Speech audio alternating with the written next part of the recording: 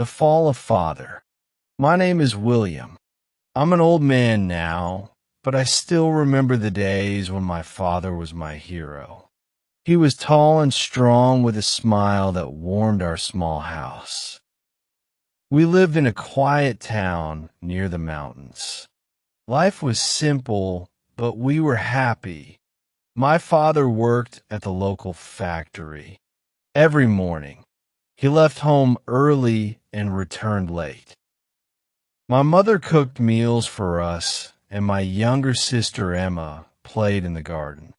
I helped my mother with chores. We laughed together every evening when Father told us stories. But one winter, everything changed. Father came home later than usual. His eyes looked tired, and his hands shook. Mother asked him what was wrong. He spoke. "I'm just tired." We believed him. Days passed, and Father stopped smiling. He shouted at Mother for small mistakes. He forgot to eat dinner and stayed out all night. Emma cried often. I tried to comfort her, but I didn't understand what was happening. One day I saw Father talking to a stranger near the factory. The man gave him a small bag. Father's face turned pale, and he hid the bag in his coat. When he came home, he locked himself in his room. Mother knocked on the door, but he didn't answer. She whispered to me, "Something is wrong with your father." I felt scared. The man I loved was disappearing. Weeks later, Father lost his job. The factory owner said he came late too many times. Mother started sewing clothes to earn money. I collected firewood to sell. Emma stopped playing and sat alone in her room. One night, I heard Father shouting. He broke a chair and threw things against the wall. Mother held us close, tears in her eyes. "Stay strong," she said. But I didn't know how. The next morning, Father was gone. His coat and shoes were missing. Mother searched the town, but couldn't find him. Emma asked, "When will Father come back?" I had no answer. We waited for days. Then a neighbor told us he saw Father near the river. His clothes were dirty, and he walked like a shadow. I ran to the river, but found nothing. The wind was cold, and the sky was gray. Winter grew colder. Snow covered the streets, and the wind howled like a wounded animal. Mother became quieter. She sewed clothes day and night, her fingers red and raw. Emma barely spoke. She stared at the window, waiting for Father to return. I felt a heavy stone in my chest. One afternoon, Mother took my hand. Her voice trembled. "We must find your father," she said. We put on our thick coats and walked through the snow. The town looked empty. Smoke rose from chimneys, but no one smiled. We asked neighbors and shopkeepers. Most shook their heads. Some whispered, "He's near the old bridge." My heart raced. The old bridge was broken and dangerous. Mother held Emma's hand tightly as we walked toward the river. The river was frozen, but under the ice, dark water flowed. We saw footprints in the snow. They led to a small, crumbling shed. The door creaked when I pushed it open inside. The air smelled sour. Father sat on the floor, wrapped in a dirty blanket. His face was thin, his beard long and messy. He looked at us, but didn't speak. Emma ran to him, crying, "Father, come home." He turned away, covering his face with his hands. Mother knelt beside him. "We miss you," she said softly. Father's shoulders shook. I can't, he muttered. I'm not the same. I wanted to hug him, but he felt like a stranger. We brought him home that night. Mother washed his face and gave him warm soup. He ate slowly, his hands trembling. Emma sat next to him, holding his arm. Don't leave again, she begged. Father nodded, but his eyes were empty. For a few days it seemed better. Father stayed in bed, resting. Mother smiled again, humming old songs while she sewed. Emma drew pictures of our family and stuck them on the wall.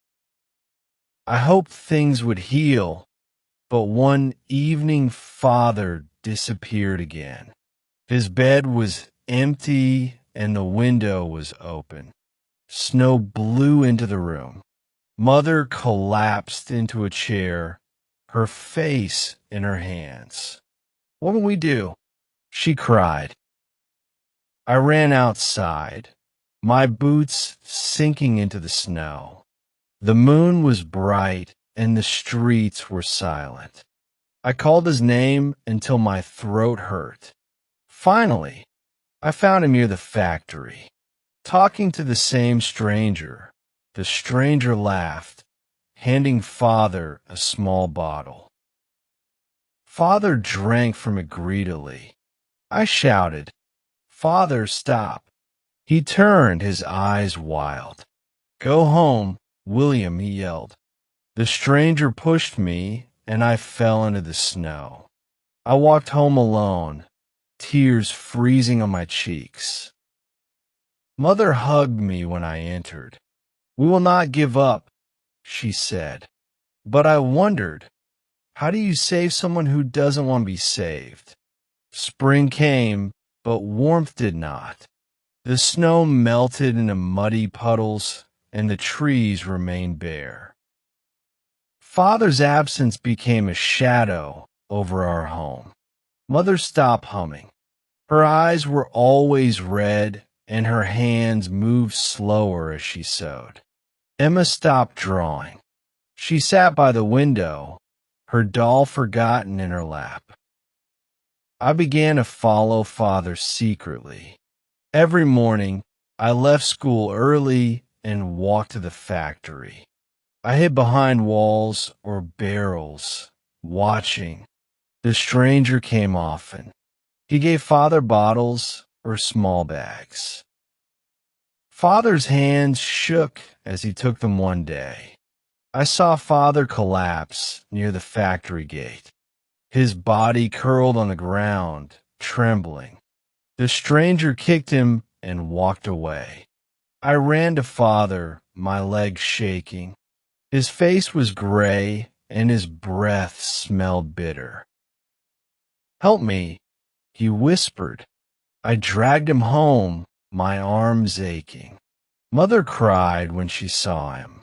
She cleaned his face and put him to bed. We need a doctor, she said, but we had no money.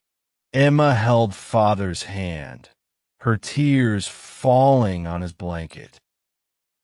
That night, Father woke, screaming.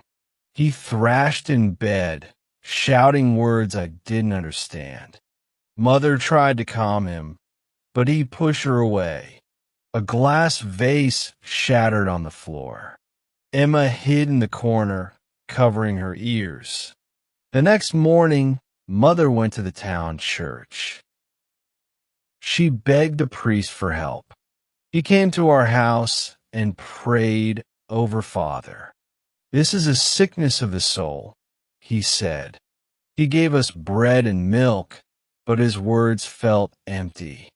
I walked to the river alone. The ice had melted and the water rushed loudly. I threw stones into the current, screaming. Why?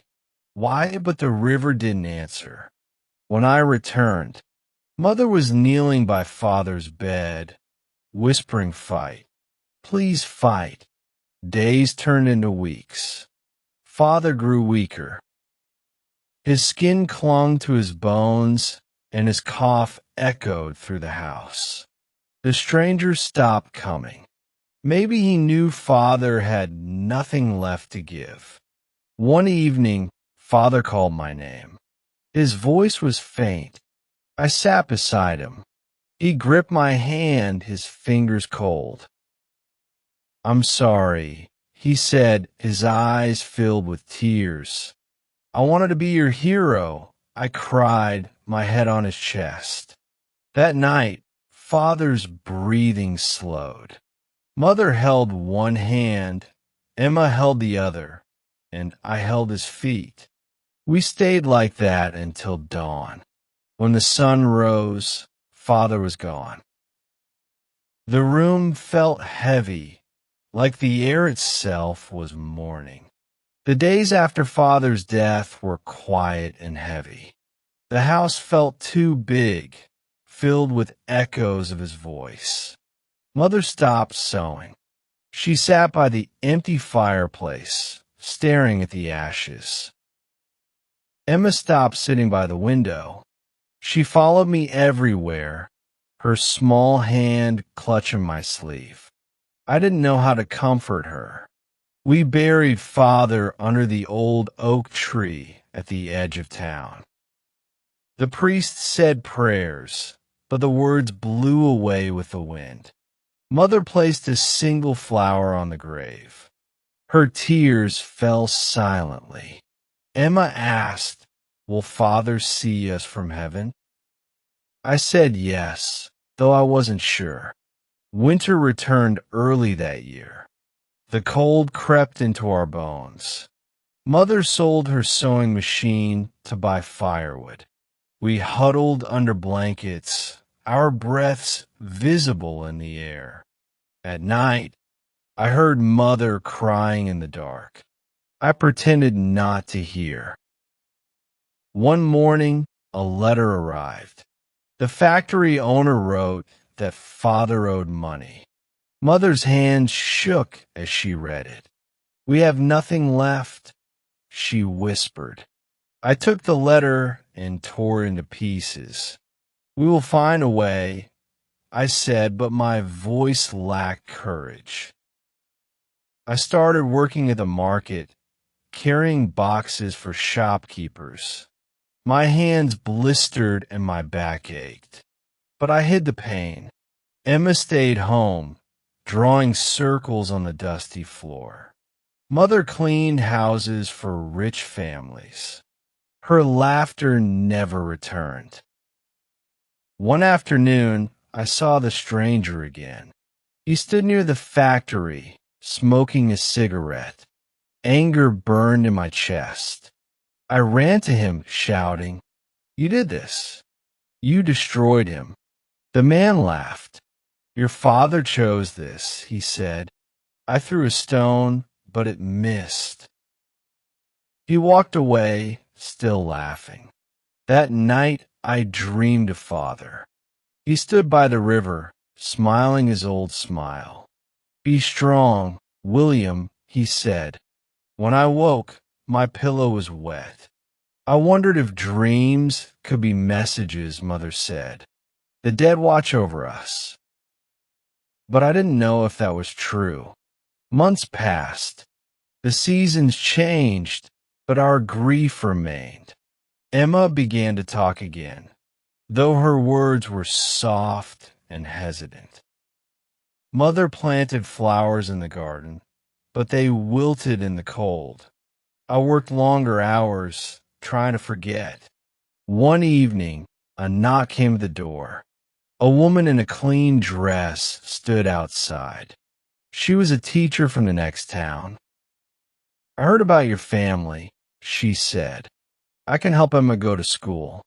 Mother's eyes lit up for the first time in years. Emma clung to me, afraid. "I don't want to leave," she cried. I knelt beside her. "This is your chance," I said. "Father would want this." She left the next morning, her small bag holding a single drawing of our family. The house felt emptier without Emma. Mother and I sat at the table, eating bread in silence. "We must keep living," Mother said. I nodded, but my heart felt like a stone. I wondered if happiness would ever return, or if Father's fall had taken it forever. Years passed like shadows. The town remained unchanged, but our lives felt smaller. Mother's hair turned white and her hands grew frail. She spent hours staring at Father's empty chair, her lips moving in silent prayers. I worked at the market until my legs trembled, carrying sacks of grain and coal. The shopkeepers called me old man, though I was only 16. Emma's letters arrived like glimpses of another world. She wrote about school books, warm meals, and kind teachers. She sent drawings of bright flowers and smiling faces. I hid the letters in a wooden box, afraid their happiness would hurt Mother at night. I traced her words with my finger, imagining her voice. "I miss you," she wrote, but I never replied. Words felt too heavy.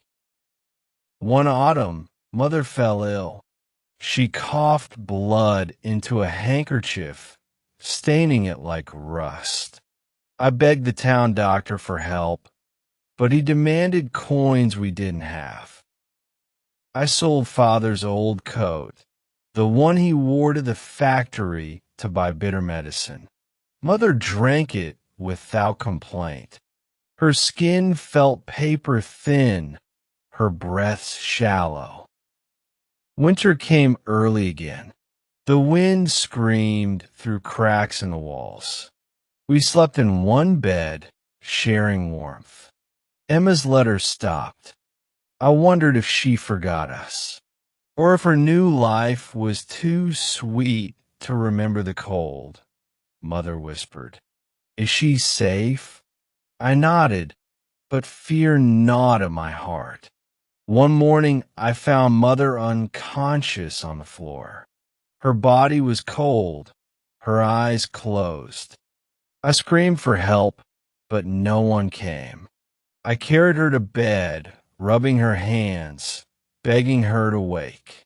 She opened her eyes once, smiled weakly, and said, "My William." Then she was gone. The church bell rang the next day. Neighbors brought bread and pity, but their faces blurred. Emma arrived too late.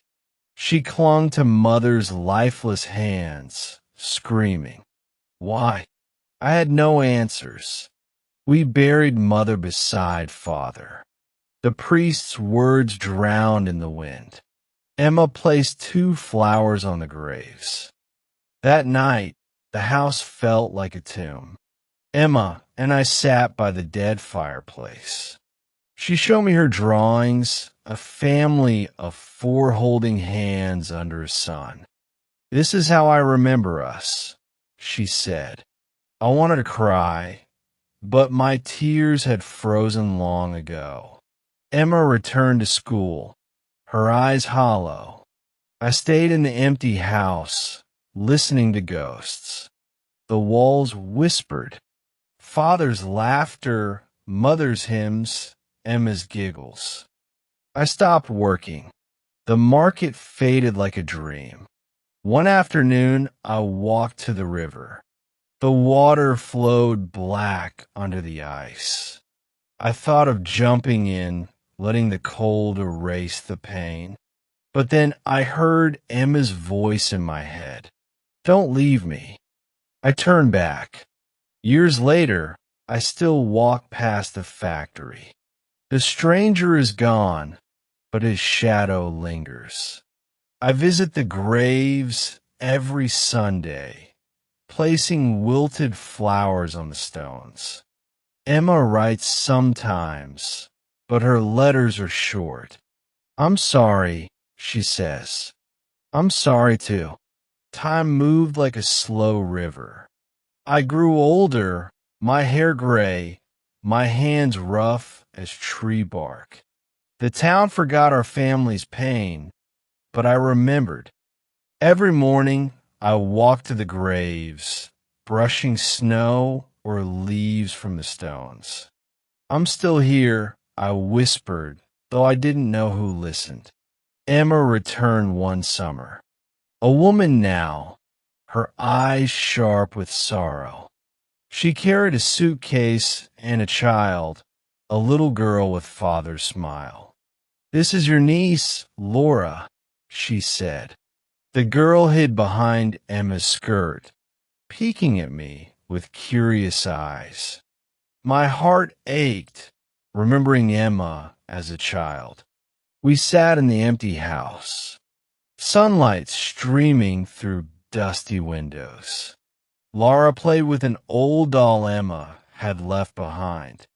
"I'm sorry I stayed away," Emma said. "The past hurt too much." I nodded. Words had always been heavy between us. Emma told me about her life.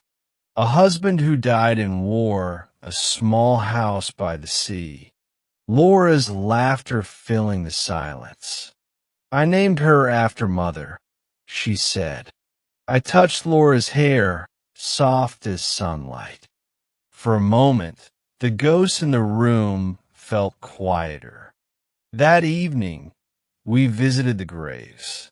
Laura placed fresh flowers on the stones. "Who are they, Grandpa?"